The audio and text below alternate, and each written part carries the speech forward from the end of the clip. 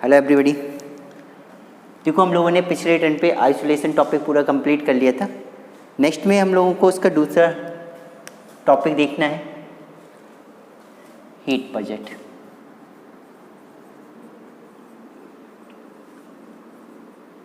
आपको दो टॉपिक साथ में डलाए थे कि आइसोलेशन एंड हीट बजट क्या कहलाएगा, कि ऊष्मा बजट।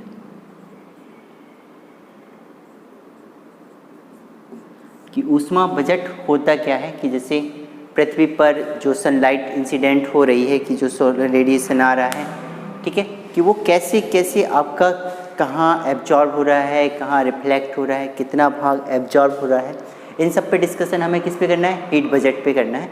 ठीक है, तो हीट बजट की अगर हम डेफिनेशन की बात करें कि ये सीधा सीधा सा एक कैलकुलेशन है, ठीक, कि कैलकुलेशन है किसका, incoming and outgoing solar radiation का। ठीक है, तो इसे सबसे पहले लिख लीजिए इसमें कि calculating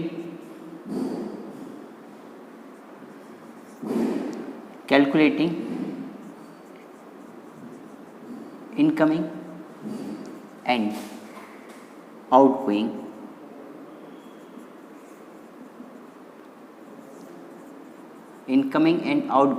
solar radiation on earth.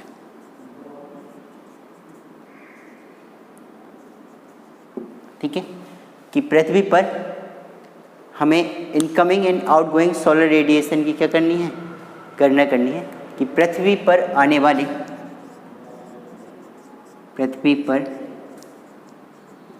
व वापस जाने वाले आने व वापस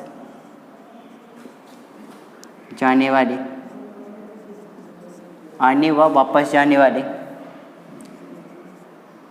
सौर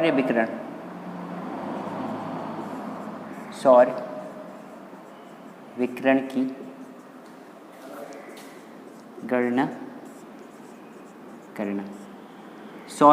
गणना करना ही हीट बजट कहलाता है।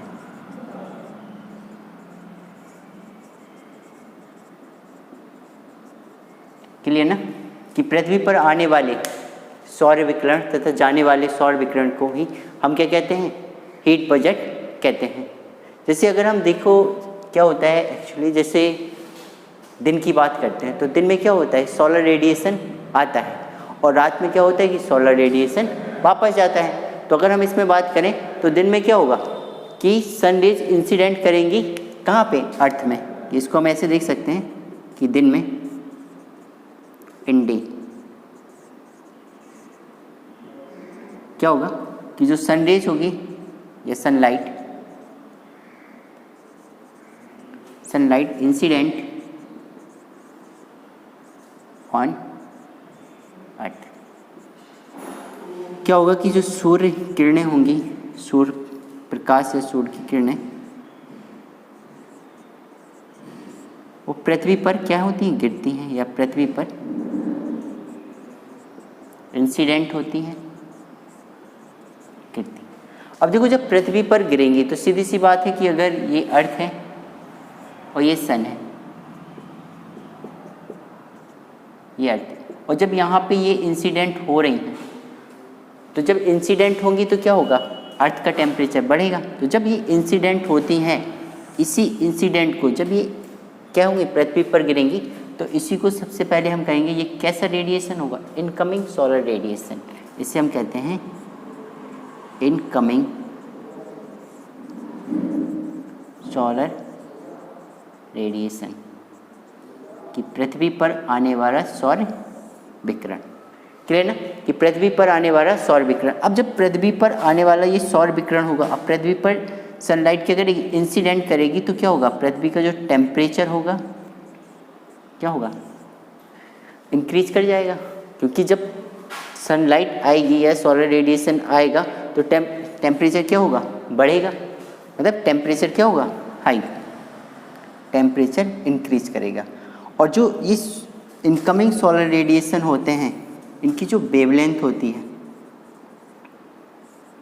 या ऐसे कहें कि ये शॉर्ट वेवलेंथ वाले होते हैं, शॉर्ट वेवलेंथ वाले होते हैं।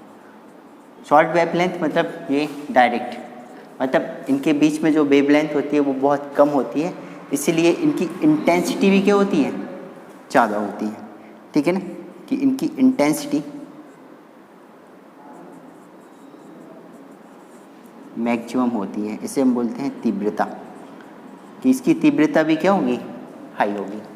क्लियर सी बात ना, कि जब सनलाइट आपकी अर्थ पे इंसिडेंट होगी तो जो जिसे हम क्या कहेंगे, इनकमिंग सोलर रेडिएशन कहेंगे, जिससे क्या होगा, अर्थ का टेम्परेचर इंक्रीज हो जाएगा और इसकी तीव्रता भी अधिक होती है, और ये शॉर्ट वेवलेंथ वाली वेव्स रेडिएशन होती हैं जो पृथ्वी पर गिरती हैं। ठीक है ना। अब देखिए, जैसे ये होगी डे की बात, इन नाइट अगर हम इसे रात में देखें,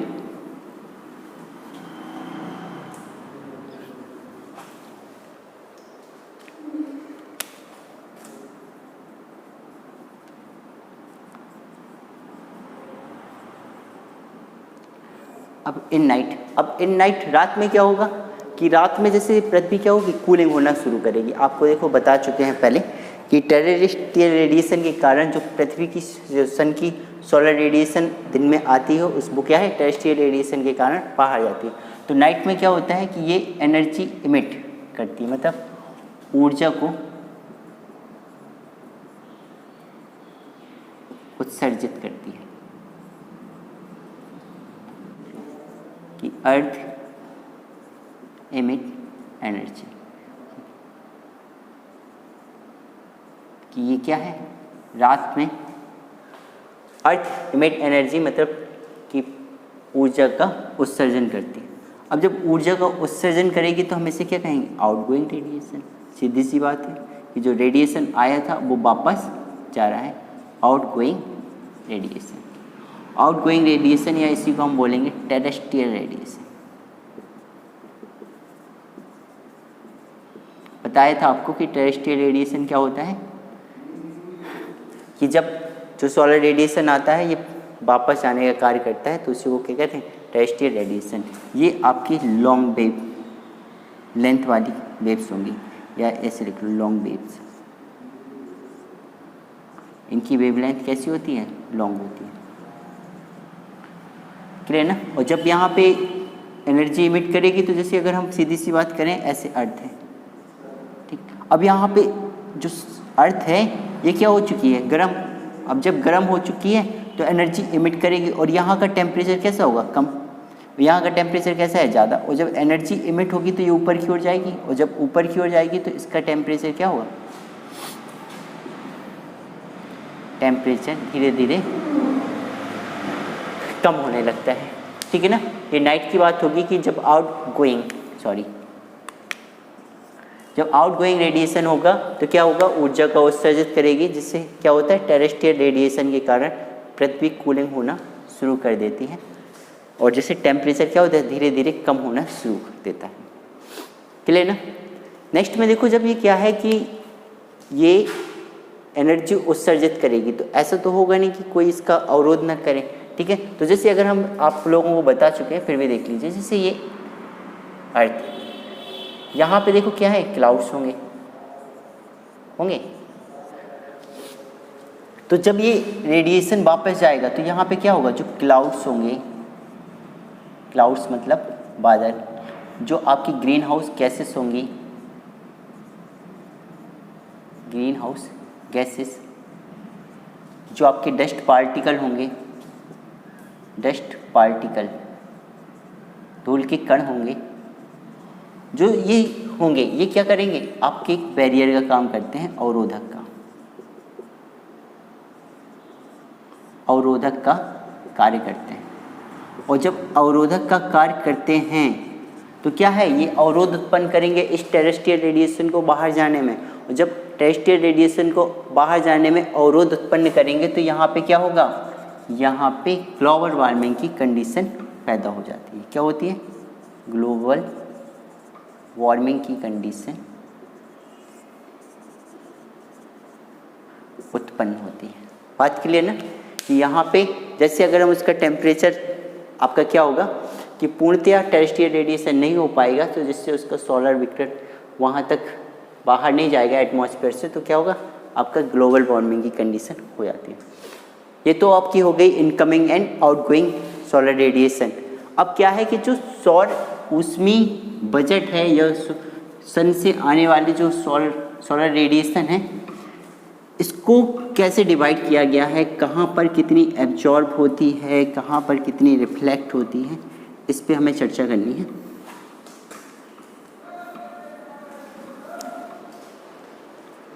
कि जैसे हो गया heat budget,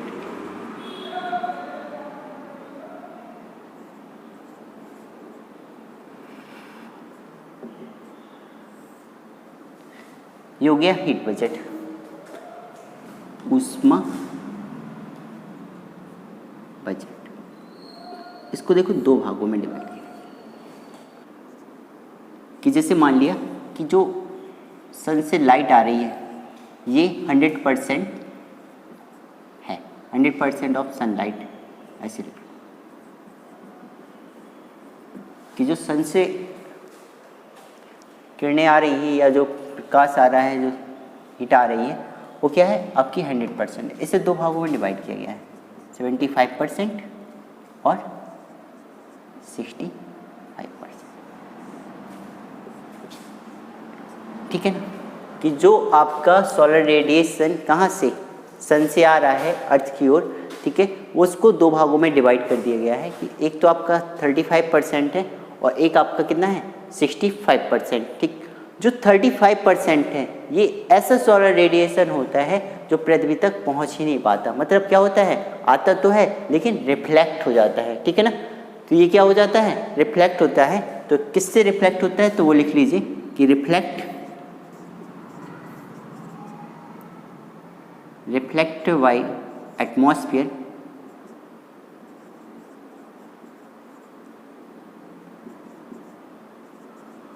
reflect by atmosphere before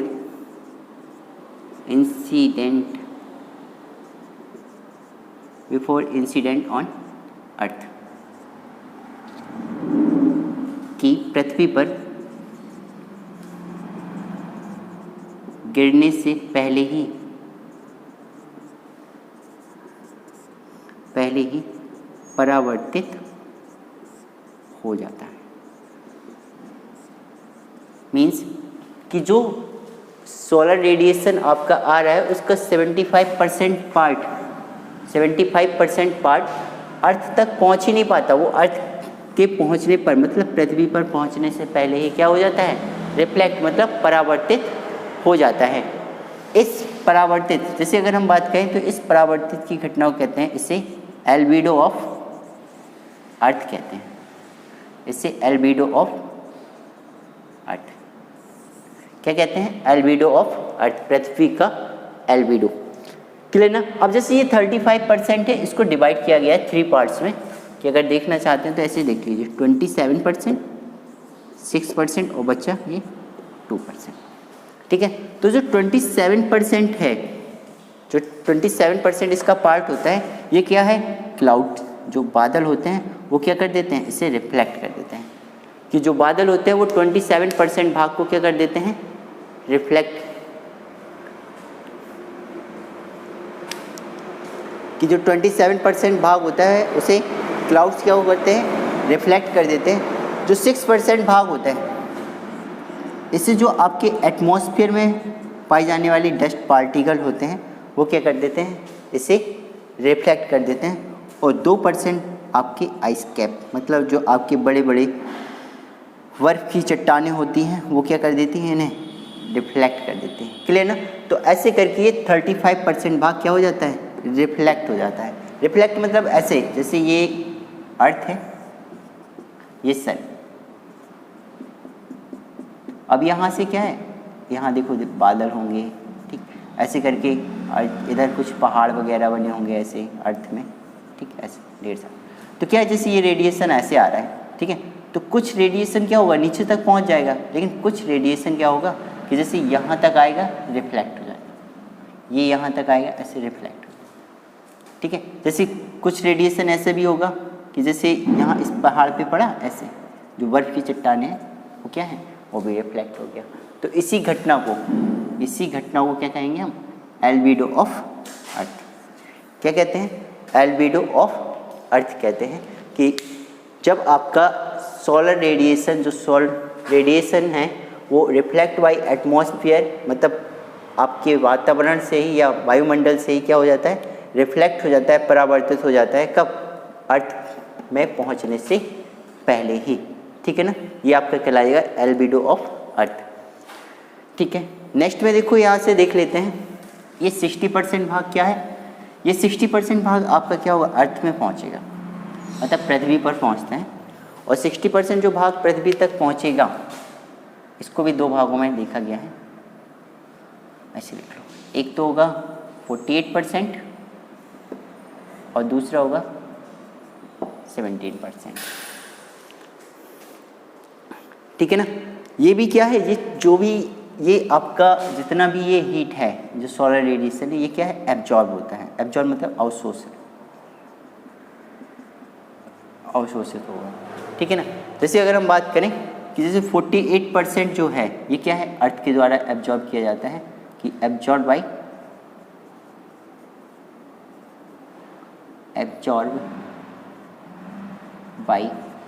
अर्थ, ठीक है। अर्थ मतलब ऐसे समझो, अर्थ सरफेस कि पृथ्वी की सतह से क्या कर लिया जाता है, इसको एब्जॉर्ब कर लिया जाता है, कि पृथ्वी की सतह अवशोषित करती है, ठीक। जो 17% भाग है एब्जॉर्ब बाय क्लाउड्स, कि जो 17% भाग है वो क्लाउड के द्वारा एब्जॉर्ब कर लिया जाता है, ठीक है ना। कि जो 17% भाग है वो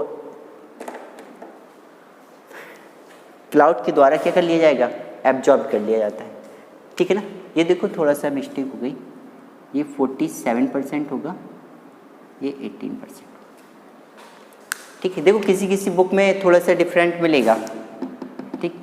आप लोग देखो बुक्स है, हर राइटर्स का अलग अलग अपना व्यू होता है, ठीक है। आपको मतलब थोड़ा सा डिफरेंस मिलेगा, जैसे 50 कर देंगे, ठीक है, तो इसे कम कर देंगे, ये बढ़ा देंगे, ये कम कर देंगे, ये सब चीज़ें चलती रहती हैं बुक्स में राइटरों का, ठीक है। तो मैं आपको एक ऑथेंटिक टाइप का लिखवा दे रहा हूँ, ऑथेंटिक जो मैक्सिमम मिलेगा वो चीज़ें, कि 47% क्या होगा, पृथ्वी की सरफेस के द्वारा ऑब्जर्व हो जाएगा, और 18% क्या हो जाएगा, क्लाउड्स के द्वारा।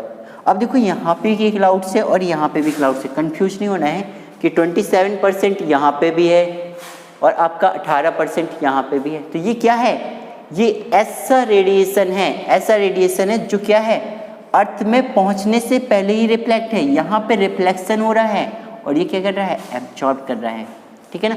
कि कंफ्यूज नहीं होना है कि 27% यहाँ पे जो है ये क्लाउड्स जो काम कर रहे हैं, यहाँ पे रिफ्लेक्शन का भी काम करते हैं ये, तो क्लियर है ना। तो क्लाउड जो होंगे वो आपके रिफ्लेक्शन एंड ऑब्जर्वेशन दोनों का ही कार्य करते हैं, ठीक है ना। कि यहाँ पे ये क्या कर लेती है, एब्जॉर्ब कर लेती है।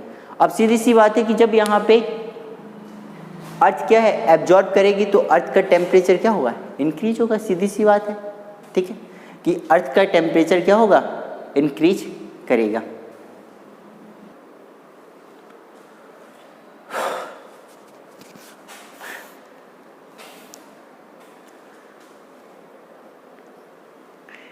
ठीक है, तो नेक्स्ट पॉइंट में यहाँ पे लिख लेते हैं कि earth temperature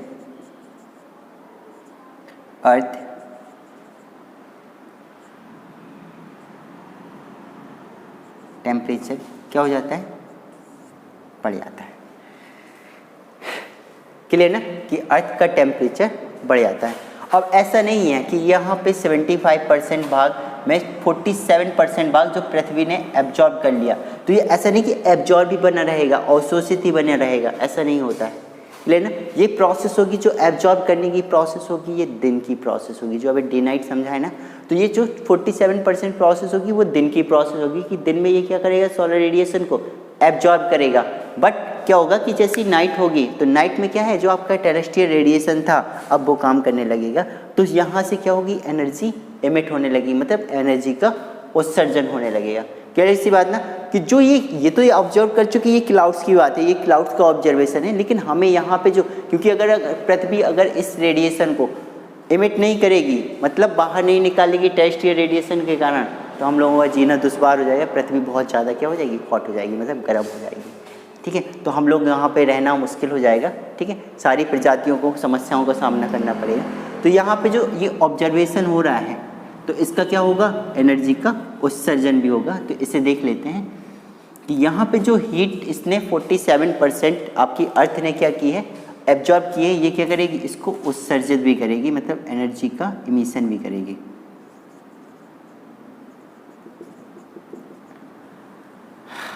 emission of energy, energy को उत्सर्जित भी करेगी। अब एनर्जी का उत्सर्जन होगा तो कैसे होगा, कितने कितने परसेंट कौन उत्सर्जित करता है, तो उसे देखते हैं कि जो आपका होता है 23%, ये वाष्पीकरण के द्वारा 23%, 47% को देखना है कि 23% वाष्पीकरण के द्वारा आपका जो सोलर रेडिएशन होता है वापस चला जाता है। ठीक, जो 20% है रेडिएशन के माध्यम से, 20% रेडिएशन के माध्यम से, मतलब विकिरण के माध्यम से क्या हो जाता है, वापस चला जाता है। एंड जो 4% होता है कंडेंसेशन, कंडेंसेशन मतलब संवहन के माध्यम से क्या होता है, वापस चला जाता है, मतलब रिफ्लेक्ट हो जाता है। क्लियर ना, कि जो ये 40% आपका पृथ्वी ने एब्जॉर्ब की थी क्या सोलर रेडिएशन को, वो उसका क्या है, इमिशन भी होता है, क्योंकि वापस जाएगा, और वापस नहीं जाएगा तो समस्याएं पैदा होती। तो ये आपका टोटल पूरा हीट बजट हो गया कि जो सोलर रेडिएशन है या सनलाइट है वो आपका कितने कितने परसेंट कहाँ पे होता है।